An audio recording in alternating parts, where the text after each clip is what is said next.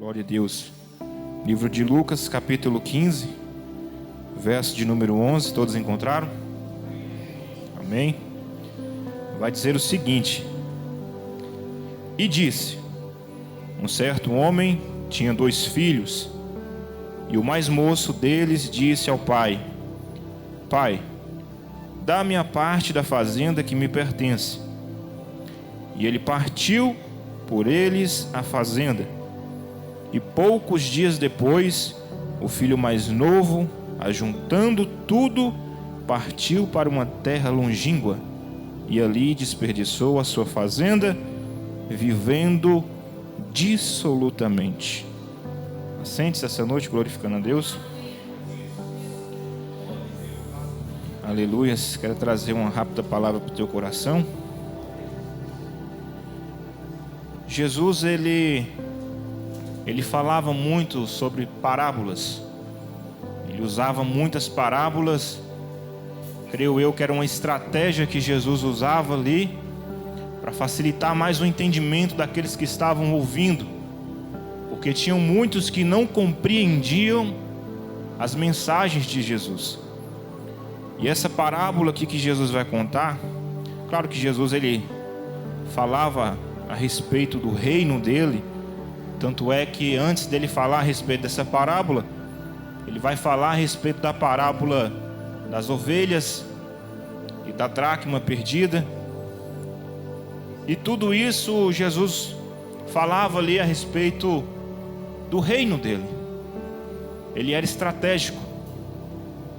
E quando Jesus estava falando ainda a respeito das 99, das ovelhas, da ovelha que se perdeu ali, do rebanho, a Bíblia vai dizer que chegavam muitos cobradores de impostos, pecadores, para ouvir as parábolas, as mensagens de Jesus. E muitos criticavam, falavam que Jesus estava se juntando com pecadores. Por isso Jesus ele vai contar a parábola da ovelha perdida. E logo depois, Jesus ele vai trazer essa parábola que eu achei muito interessante. Até hoje eu gosto muito de falar a respeito desse assunto. Jesus vai dizer que havia ali um homem que tinha 2 filhos, e um dos filhos mais novos chegou para ele e pediu o quê? Tudo o que lhe pertencia, a fazenda. Em outras traduções vai dizer que ele chega para o pai e pede o quê? A sua herança. E eu me questionei muito, mas por que ele pediu a herança? O que isso tem a ver? Porque geralmente, se a gente for... Eu vou trazer essa parábola para os dias atuais, para facilitar o nosso entendimento aqui. Porque se a gente for analisar como é que é o procedimento de quando alguém recebe alguma herança, a gente vai entender que assim, geralmente quando uma pessoa ainda está em vida, ela faz ali um testamento, deixando por escrito um bem, algo que ele tinha ali, e ele vai deixar esse bem para uma pessoa que ele gostava muito, talvez um filho, uma filha. Às vezes tem mais de uma pessoa. Ele vai deixar tudo escrito para que quando ele morrer, aquele documento possa ir para as mãos das pessoas competentes e assim aquela pessoa receber a sua herança. Mas aqui a Bíblia está dizendo, a palavra do Senhor está dizendo que ele pede a herança do pai, o pai ainda estando em vida. E eu me questionei: por que, Senhor? Por que ele pediu a herança do pai? Além de ser uma desonra tão grande, já pensou você está na sua casa e de repente seu filho chegar: pai, o que o senhor tem para mim aí, já me dá logo aí, porque... Imagine a reação daquele pai. Mas por quê? E algo veio ao meu coração. Se ele pediu a herança do pai, era porque ele não tinha pretensão nenhuma de voltar. Em outras palavras, para que você entenda, ele estava dizendo assim: pai, me dá a minha herança, porque eu vou partir para uma terra distante, vou tocar a minha vida, e eu não pretendo voltar. Talvez até lá o Senhor já tenha morrido, e não precise eu vir de lá aqui para pegar aquilo que é de direito meu. Ele não estava dando a mínima para a vida do pai. Ele estava desperdiçando aquilo que ele tinha com o pai. Louvado seja Deus. E a Bíblia vai dizer que o pai separa, reparte e entrega. Porque Jesus estava falando sobre o seu reino. Jesus estava falando aqui, entenda que Jesus estava falando aqui a respeito das pessoas que querem viver uma vida longe dele. Louvado seja Deus. E ele está dizendo aqui que o filho quer ir para longe do pai, e o pai não o obrigou. Em nenhum momento que o pai vai dizer para ele: não, eu sou seu pai e você vai ficar aqui. Não. A Bíblia vai dizer que o pai separa para os dois: tudo que é seu toma aqui, o que é seu toma aqui. E esse filho mais novo, depois de algum tempo, ele vai partir para uma terra longínqua, ou seja, distante. Louvado seja Deus. E Jesus, meus irmãos, ele nunca vai nos impedir. Entenda uma coisa: Jesus ele não é invasor das nossas vidas. Ele não vai empatar você de tomar as suas escolhas. Jesus ele não vai te obrigar a fazer o que você não quer. Mas agora eu quero que você entenda: a decisão que você tomar, você vai ter que arcar com as consequências sozinho. Porque enquanto você está com o Pai, aqui tem pão, aqui tem alimento, aqui tem presença, aqui tem unção, aqui tem o que te sustenta. Mas de uma vez que você tomou a decisão do seu coração de partir, a porta está aí. Em nenhum momento Jesus vai nos obrigar a nada, mas Ele também não vai estar conosco lá, porque a palavra diz que o Espírito Santo de Deus não opera onde há bagunça. E ele parte. E o que é que vai acontecer? A Bíblia vai dizer que ele começa a gastar, de forma que não tem freio. Eu quero isso, eu compro. Eu gosto disso, eu compro. Eu quero isso, eu vou fazer. Ou seja, ele estava gastando, achando que essa fonte nunca iria se esgotar. Mas eu quero te dizer: esse dinheiro que você tem aí, achando que vai te sustentar por um bom tempo, uma hora ele acaba. Essa fonte aí, uma hora ela seca. A fonte que você está sugando, isso que está te afastando de Deus, isso aí, alegria momentânea, uma hora vai secar. Essa fonte vai secar. Mas eu conheço uma que não seca. Eu conheço uma fonte de águas vivas que não seca. Louvado seja Deus. Jesus é a fonte que não seca. Ele é a fonte que continua jorrando. A Bíblia vai dizer que ele estava com aquela mulher no poço, e aquela mulher, ela estava conversando com Jesus. E o que Jesus diz? Se tu beber dessa água, tu ainda terá, mas se beber de mim, jamais terá sede. Jamais tu necessitará de alguma coisa. Quando você está com Cristo, quando você se alimenta de Cristo, você nunca mais terá vontade de fazer as coisas deste mundo. Louvado seja Deus. E ele vai gastando, até que um dia ele bate a mão no bolso: pastor Caio, acabou. Cadê o dinheiro? Vou tomar um caldo de cana com pastel ali, não tem R$5? Acabou. E por que acabou? Porque a alegria do mundo, ela é passageira. Um dia acaba. Um dia acaba. Só que as pessoas estão cegas até um certo ponto de que não conseguem ver a verdade e começam a fazer tudo o que dá na telha. E Satanás, ele vai se aproveitar desse sentimento no teu coração, porque ele saiu da casa do pai, porque o que tinha lá dentro já não lhe era suficiente. E tem muitos que hoje estão no mundo, saiu da igreja porque lá já não era mais o suficiente. Não, Senhor, me dá aí as bênçãos que eu consegui até aqui, daqui para frente é eu sozinho, porque já não é mais o suficiente o que eu tenho aqui. Eu preciso extravasar, eu preciso de algo diferente na minha vida. Eu preciso de algo que... Mas só que esse algo que essas pessoas estão procurando é um algo que pode até te agradar no início, mas lá no final vai vir como uma pancada na sua cabeça. E muitas das vezes chega numa hora muito tarde. Talvez vai vir no momento que não tem mais jeito a situação. Louvado seja Deus. É esse o sentimento que Satanás tem se aproveitado. O sentimento de que eu não preciso mais disso, alguma coisa está diferente ali. Não, eu fui para o culto hoje e não foi a mesma coisa. Eu não senti aquele arrepio que eu sempre sentia. Eu não senti mais aquela presença que eu sempre sentia. Está diferente. Talvez não seja mais ali o meu lugar. E aí Satanás ele vai se aproveitar da mesma forma que ele se aproveitou. A estratégia que ele usou com Jesus, quando ele levou Jesus para um monte muito alto. E o que ele falou? Tudo isso aqui eu te darei se tu se prostrar e me adorar. Mas só que Jesus foi categórico e muito inteligente na sua resposta. Vai-te, Satanás, porque está escrito: somente ao teu Deus adorarás e somente a Ele tu prestarás culto. E Satanás ele tem usado isso, e tem muita gente que está olhando os tesouros. Eu quero isso aí para mim. Eu quero, é o que eu estava precisando.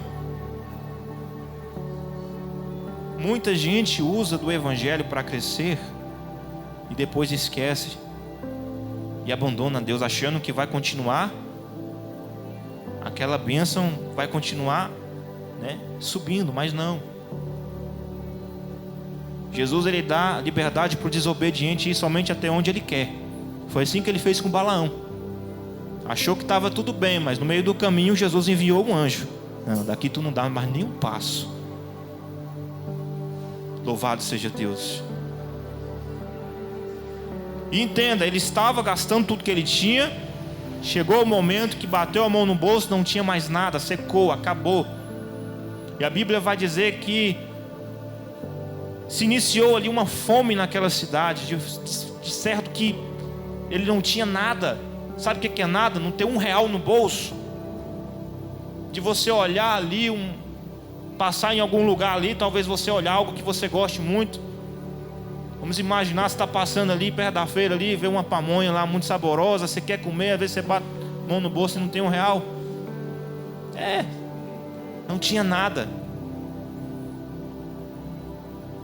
E a Bíblia vai dizer que agora ele vai ali para um lugar onde ele vai apacentar o que? Porcos.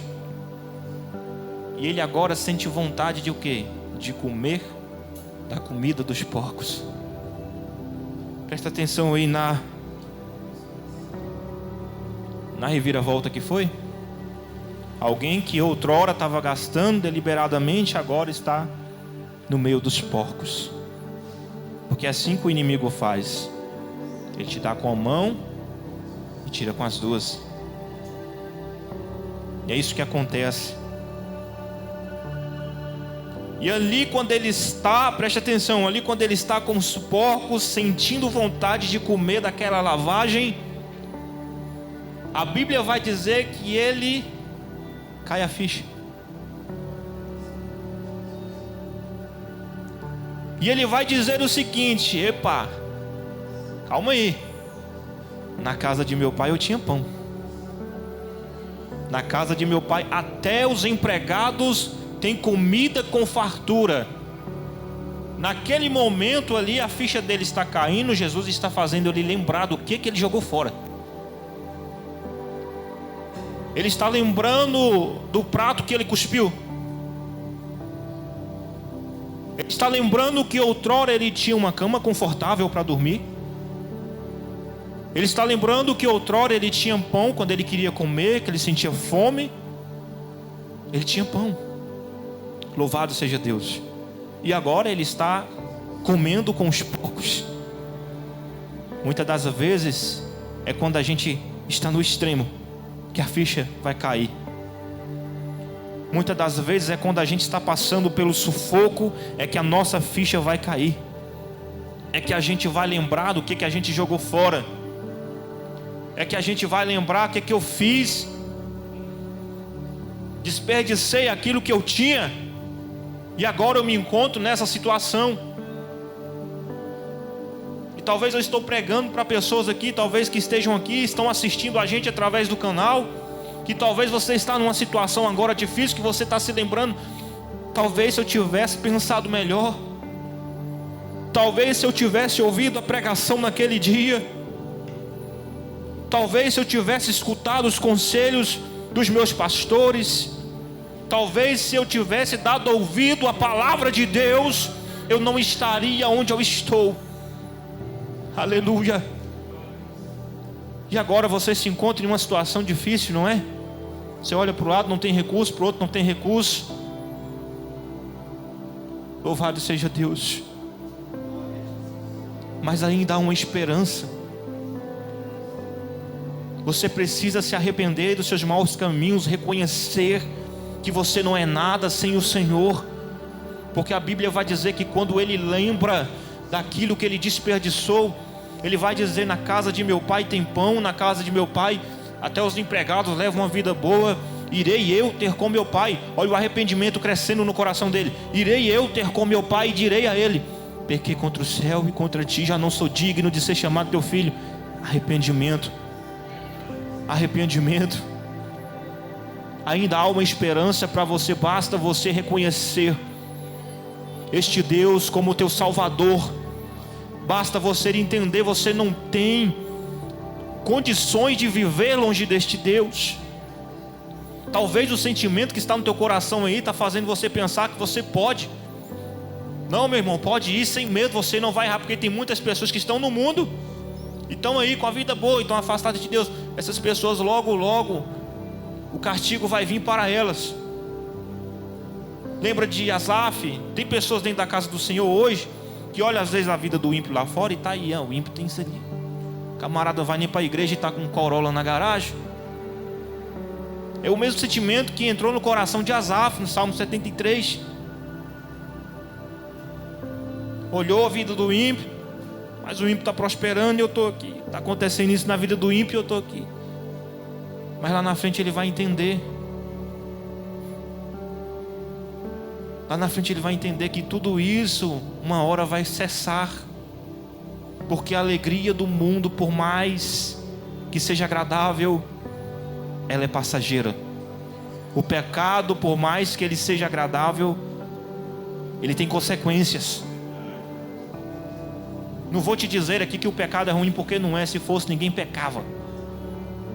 O pecado, ele é como uma prisão confortável. Você se sente bem ali e cresce dentro do seu coração um conformismo tão grande que tem muitos pecando aí. E se você for questionar, eles arrumam uma desculpa para quê? Para poder pecar à vontade. Não, meu irmão, mas e querem argumentar até na Bíblia. Querem achar desculpa na palavra. Não, mas a palavra fala que eu posso beber, mas não posso me embriagar. Beleza, não pode se embriagar. Mas o que o apóstolo Paulo falou no livro de Coríntios? Tudo aos nossos olhos é lícito, mas nem tudo convém. Você vai aguentar as consequências daquilo que você está desejando no seu coração? Se vai, então cai para dentro. Mas se não for, pensa. É igual meu sogro fala: as pessoas que usam essa desculpa, posso beber, mas não posso me embriagar, são pessoas que não conseguem ficar com um copo só de vinho, eles querem mais. Acaba se tornando a dependência. E vai chegar um dia que você vai ser tão dependente disso. Aí as pessoas falam: eu posso tomar um copo de vinho por dia, eu não vou me embriagar com isso. Só que o nosso corpo, ele tem facilidade em se acomodar com as coisas, principalmente quando é um vício. E todo dia você vai tomando copo, depois vai ser 2, depois vai ser 3, e vai chegar um momento que você vai se embriagar. Por isso que Paulo falou: é lícito? É. Não tem proibição, mas convém. Cabe a você botar na balança: convém ou não? Louvado seja Deus. Então é isso. Tem pessoas que estão aí pecando, achando que tudo vai continuar, mas não vai. Vai chegar um momento em que isso vai cessar, em que a fonte que alimenta o teu pecado vai cessar. Aleluias. Vai acabar. Louvado seja Deus. E torça para que não seja naquele grande dia. Louvado seja o nome do Senhor. E ele cai a ficha e volta. E no coração dele, o arrependimento já tinha nascido, já estava fervendo. Sabe aquele primeiro amor? Me arrependi, Senhor. Sei que fiz algo de errado, mas eu me arrependo. E ele já tinha até ensaiado um discurso do que ele diria ao Pai. E a Bíblia vai dizer que antes mesmo dele chegar, o Pai já havia o avistado de longe. O pai já estava esperando por ele. Agora preste atenção. Diz que quando ele chega, ele já chega falando: Pai, pequei contra o céu e pequei contra ti, e não sou digno nem de ser chamado teu filho. E ele vai pedir para que o pai coloque ele como um dos seus empregados. E a Bíblia vai dizer que aquele pai, ele abraça o seu filho. E sabe o que ele vai dizer? Tragam-me a melhor túnica e vistam meu filho. Coloque um anel em seu dedo, sandália nos seus pés, e mate um bezerro cevado, porque este é o meu filho que estava perdido e foi encontrado. E sabe o porquê disso? Porque haverá mais alegria no céu pela vida de um pecador que se arrepende do que por 99 justos que não precisam se arrepender. Jesus está dizendo: está difícil, está no pecado, a tribulação está grande, não consegue sair. Ainda há uma esperança para você. Ainda há uma esperança. Jesus era aquele que não fazia acepção de pessoas. Jesus, ele não olhava se era A ou se era B. Da mesma forma foi como ele deixou para nós: pregai o evangelho a toda criatura. Não é para fulano nem para Beltrano, é a toda criatura.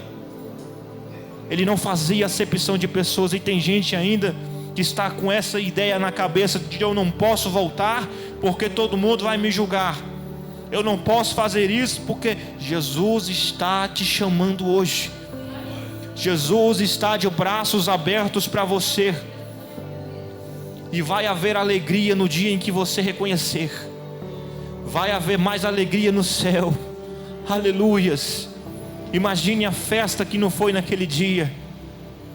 Talvez ele veio no meio do caminho pensando: será que meu pai vai me aceitar de novo?